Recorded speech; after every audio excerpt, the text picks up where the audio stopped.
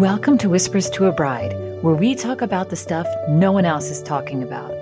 We are going deep on the emotional aspects of getting married, the stress, drama, and turbulence that affects your own sense of identity and your closest relationships.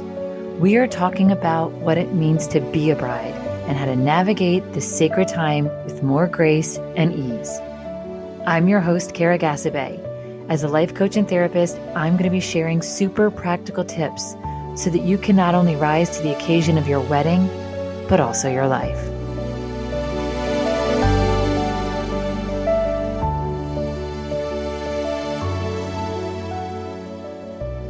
Hello, guys. Welcome back. This is Kara. And today's episode is called Enjoy It, they say. And this, I am just like hopping on here straight over from TikTok, where I love to be, but I've been trying not to be there that much lately. I'm on like a little bit of a hiatus, but then I got back into it. Anyway, it's that like age-old problem. Some of you guys can relate. Like you go on to post something. Like for me, I try to go on and post content because the brides are just all on TikTok. Everyone seems to be on TikTok. But then I like get down a bit of a rabbit hole and I like totally, it becomes like a time suck and it's hard. I love it to death though. I love it. I am learning so much, but it's hard to like manage my time. Anyway, I was replying to a comment that someone had left on one of my videos and I'm like, this needs to go on the pod. And this TikToker was replying about how probably one of my videos about just like the emotional roller coaster of getting married and how it's not all this big, happy, wonderful fairy tale. And she was saying, thank you for saying this. It drives me crazy when everyone around me is just like, enjoy it. This is the best time of your life. Enjoy it. This is so wonderful. We hear that and we get it, but it can make us so pissed when our reality and the experience that we're having doesn't feel like enjoyment. It doesn't feel like the best time in our life. It doesn't feel simple. It doesn't feel easy. It doesn't feel like the best in any way, right? Because when you're wedding planning, you've got a million personalities, opinions, budget constraints, weather issues, dress fittings, like logistical decisions to make, and just the like angsty discomfort of making one of the biggest decisions you've ever made in your life and trying to understand all the implications of it in a way that you aren't able to fully understand. And it just has this feeling of like unease, right? And everyone's telling you, enjoy it. It's the best time ever. And on one level, you know that it's supposed to be and that you thought it would be and that you want to look back on this time fondly. But it can make you really want to fully freak out on someone when they're telling you to enjoy it. And you're just like, you don't get it. Because of that disconnect, right? From your lived experience and their sort of like glossy, detached, strange mandate, right? It almost feels like a mandate, like you're doing something wrong if you're not enjoying it. And so then that gets you into feeling like, I'm not doing it right. Or the people around me aren't doing it right because I'm not enjoying it. And so it's just pointing out that something's wrong. And we don't want to feel like something's wrong when we're about to make the biggest decision of our life. We really want to be able to trust ourselves and know we're on the right path and have everything go smoothly and easily to reassure ourselves in this time of transition and change that like everything is going to be okay. And so that's why it hurts so bad when someone's telling you like, oh my gosh, you're engaged, you're planning a wedding. That is the best time ever. You're so lucky. I hope you're enjoying it. It's like the best time ever. And you're just like, shit, it does not feel like the best time ever. So either something's wrong with me and my people, or I'm just like super alone. And I'm the only one who doesn't enjoy this time. And I'm the only one who this isn't easy for. And I'm the only one that isn't experiencing the bliss and the happiness that is promised to me by our culture and the fairy tales and just all the narratives and norms out there and social media and this well-meaning acquaintance that's telling me to enjoy it, right? It feels like you're just really isolated.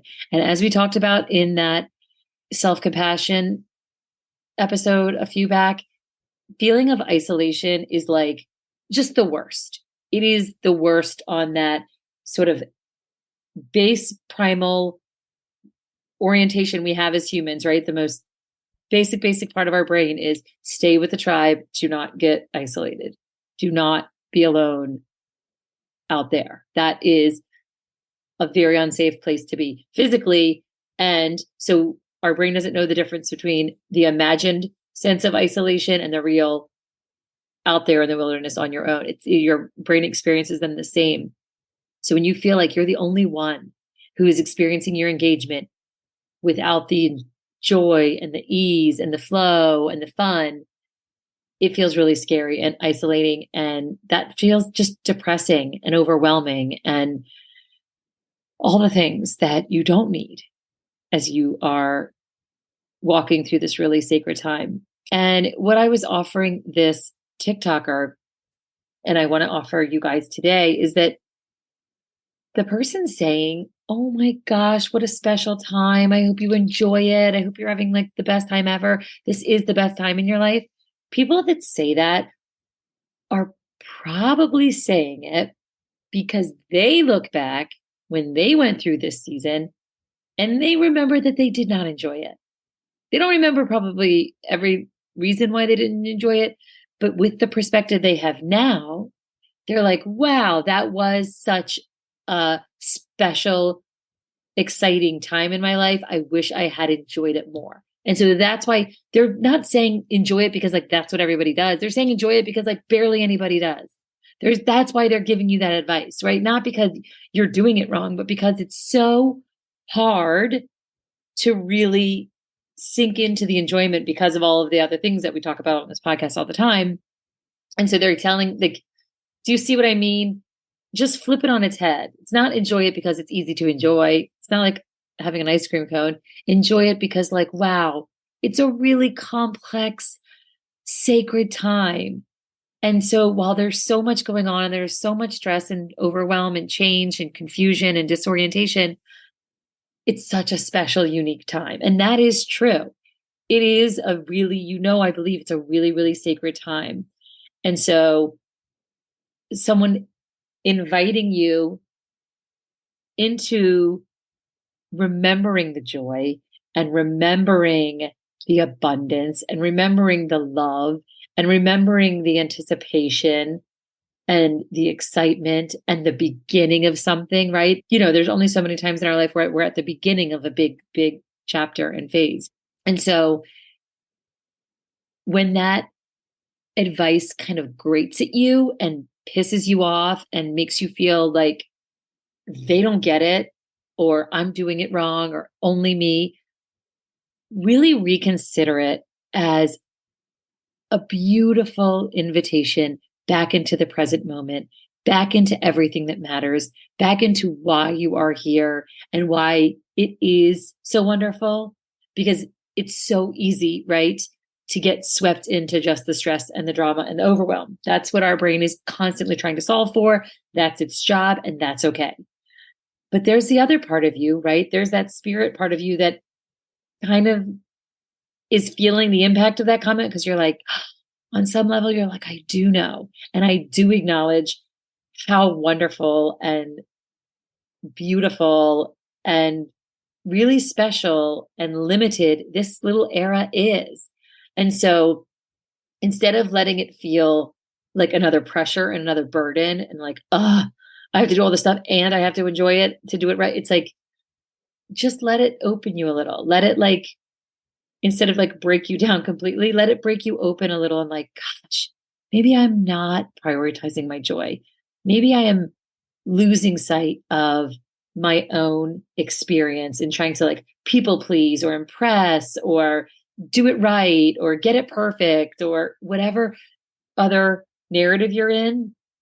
Maybe this is that beautiful reminder of staying really true to the bigger mission and the bigger invitation here, which is, can you plan a celebration in a celebratory way? And that, I think, instead of this idea of like suffer and then reward on the wedding day, which I think is the pattern that so many of us get into. Like if we just work hard enough and we grind and we grind and we grind and we suffer and we stress and we vent and then come on our wedding day and like have this amazing experience, like that's really hard to do. And so I think enjoying it is just the reminder to stay present, just a reminder that you don't need to wait for the wedding day to feel the joy and the bliss and the love and the abundance. Like you can do that right now, even with the spreadsheets open and the vendor contracts a mess and the guest list totally a wreck. And right, all of those things can still be very unfinished and unsettled and stressful. The wedding dress shopping that is becoming a nightmare. All of that can be true. And you can still be really present to the beauty of this moment and this experience. And I think that this advice that comes to brides, it makes them crazy. I think it happens with college. People say to college kids all the time, like, this is the best years of your life. You better enjoy it. And they're like, I don't even know, like, my head from my hiney. Like, I'm trying to decide, like, am I getting drunk this weekend? Am I a pre-med major? Like, is this my boyfriend? Like, people are wrecking college. They are, I mean, their brain is not even fully developed. They're on their own, trying to do their laundry. And yet, as all of us who have been through college and on to other phases of our life, we know that, like, wow, I had like nothing to worry about. And my life was so awesome. Like, I wish I had leaned into it more. So again, it's a very natural instinct and it's not bad advice, but it can kind of grate you when you are actually in the phase because it feels so different at the time. It also happens to young mothers. I can tell you with a 5 and a 7-year-old, when I was pushing those kids around in strollers and literally hanging on by a thread, when you have no sleep, you are scared to death of like doing something wrong and this baby not getting enough food or enough sleep or enough this or enough that. And are they rolling over on time? And you're YouTubing and you're Googling and what does an ear infection cry sound like versus like, it's very, very stressful. And yet it's this like beautiful, beautiful, incredible, special time. And looking back now, I'm like, oh, that was so cute. And yet I'm like, I will not let myself forget that like, it was also really, really hard and really very difficult to just enjoy it because I'm also working really hard and juggling a lot of things and having a lot of fear and anxiety and overwhelm because I had never done it before. And that's the same thing when you're planning a wedding. Like, yeah, it sounds fun to pick out centerpieces, but like also putting your people at all these tables and like they're all going to have opinions about it and make meaning of it. And like you don't want to get it wrong and you don't want to offend people. And I mean, there's just a lot that's happening. And so I just want you, next time you get that advice and someone says enjoy it, instead of wanting to rip their head off, I mean, you can still want to rip their head off, but you can take it. It's just a gentle tap on the shoulder of like, you are allowed to be happy now. You are allowed to enjoy it now. You are allowed to prioritize those things because in the end, that's what this is really all about. And there is no point in waiting for your pleasure, for your happiness, for your excitement to marinate in this moment. I always say like, open that gate of all the joy and excitement and bliss you think is waiting for you on your wedding day. You got to start it now. You got to start practicing the feelings that you want to have then so that it's a real easy pathway in your brain, right? You want to just like carve that groove that like, I know how it's going to feel because I'm starting to feel it now, despite any obstacles that are happening. Because remember too, your wedding day is also going to be filled with like randomness and logistics and things and weather and people and snafus and hiccups, right? So there's no perfection anywhere, neither here nor there. And so it's okay to take the advice to enjoy it now. But I just wanted to acknowledge why it's so crazy making it can feel like you're being like called out, mandated to do something else, which is like, when you're like walking down the street and a man says smile and you're like, are you like, it's so crazy making. And yet from their perspective, it's like, hey, it's just coming from a totally different place. But anyway, I hope this is a helpful reminder that like, yes, it's annoying, but it's also annoying because it's like, there's this truth to it. And it's pulling you out of that like suffering mindset and that grinding mindset. And that is a reminder that we can all use and let that invitation come through. And still it's very annoying. And there's lots of reasons why it's not as easy as they say. So anyway, I'm going to stop now. If you need me, you know where to find me, KaraMaureen.com. I am taking new clients. I have been having like such a ball. You guys are bringing to me the most interesting, coolest, stickiest, saddest, toughest scenarios, and we're working through them. And it's really, really fun. So I hope you will join me in a one-on-one. And until next time, I'll see you on TikTok, and I am wishing you nothing but bridal bliss.